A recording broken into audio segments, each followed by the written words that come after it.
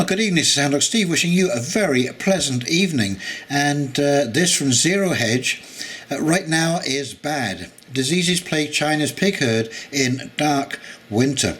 And this is an incredibly important story, and I will show you after I have read this article about why the cost of pork on your fork could easily go through the roof this year. Okay, so here we go. China's pig herd is on alert again as disease outbreaks ramp up this winter.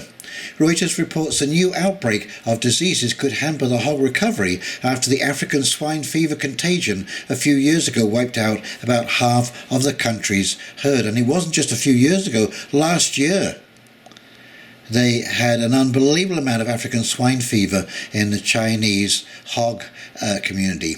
Government data shows China's pig herd expanded by 31% in 2020, and personally I don't believe those figures, but with new outbreaks of swine fever in the northeast and northern provinces and rising porcine epidemic diarrhea, PED, the widespread increase in diseases this winter has been very concerning to farmers. The disease challenge right now is bad, said one farmer, who declined to give his name to Reuters because the Chinese Communist Party, CCP, had banned him to speak with the media. You see, there you go. If you contradict, you are censored. Beijing has spent the last year restoring its pig herd and pork supply as the world's largest consumer. For months, the CCP has kept outbreaks of various diseases under wraps. Pan Shenzhun, a senior analyst at Rabobank in Beijing, said swine fever never stopped, but recently there's been even more and more other diseases. The high price in December was at least partly driven by disease, Shenzhun said, as well as rising demand ahead of the Lunar New Year holiday. Spot hog prices in major producing province Shandong recently jumped to 36 yuan, about $5.57 per kilogram, the highest since August and nearly 3 times the price before African swine fever was reported in 2018. In response to the swine fever, farmers had to increase their piglet herds for a speedy recovery. These farmers are raising young pigs that are highly susceptible to PED and other diseases. That has increased the intensity of this winter's outbreak because so many new farms built to replace the swine fever-reduced herds are stocked with young females that have passed the virus to their offspring, she said. It can kill 1 month of suckling pigs just like that, she added. Beijing expects its pig herd to recover by the first half of 2021, and I don't believe that either. By November, herd levels reached 90% of their levels pre-swine fever outbreak, but now rising piglet prices suggest a shortage could materialize, which may hit pork output later this year. The USDA reports that China has made record purchases of US corn products, sending prices to a level not seen since 2013. Judging by the dark winter of diseases in China's pig herds, Beijing could soon ramp up its pork purchases from US farmers. And so, as I said, I'm going to show you something here. This is a Wikipedia page about Smithfield's Foods.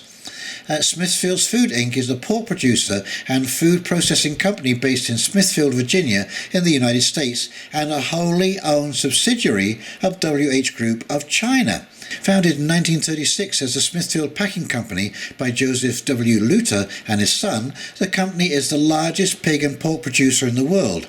In addition to owning over 500 farms in the US, Smithfield contracts with another 2,000 independent farms around the country to grow Smithfield's pigs. Outside the US, the company has facilities in Mexico, Poland, Romania, Germany, and the United Kingdom. Globally, the company employed 50,000 in 2016 and reported an annual revenue of $14 billion. Its 973,000 square foot meat processing plant in Tar Heel, North Carolina, was said in 2000 to be the world's largest, processing 32,000 pigs a day. That is absolutely staggering. And so what happens, because this is a Chinese-owned company, if China starts shipping all of the pork produced by Smithfield Foods, which is about 36% of America's pork, and just start shipping it to China?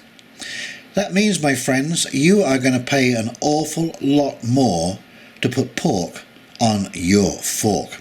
And I mean a serious amount more, because the Chinese population is so large and people are so motivated by starvation that the CCP will be buying any and all protein at any price. Any price. And we all know that China is probably one of the richest countries in the world, and it has extremely deep pockets, and who knows what amount of money they would spend to stop a revolution in their country over food issues, okay, unrest. This is one of the things that the CCP is deadly scared about. You can imagine, over 1 billion people angry, hungry. Oh yeah, that could be real trouble. And trouble in China means trouble at home in North America and the rest of the world. So I would prepare yourself accordingly. You may want to learn how to hunt. Maybe you can start taking down some of those razorbacks that are causing all of those problems down in Texas and other southern US states. Okay, if you've enjoyed this article, please like, comment and subscribe below. And in the meantime, this is Houndog Steve signing off, wishing you a very pleasant evening, and we'll talk very, very shortly. Bye now.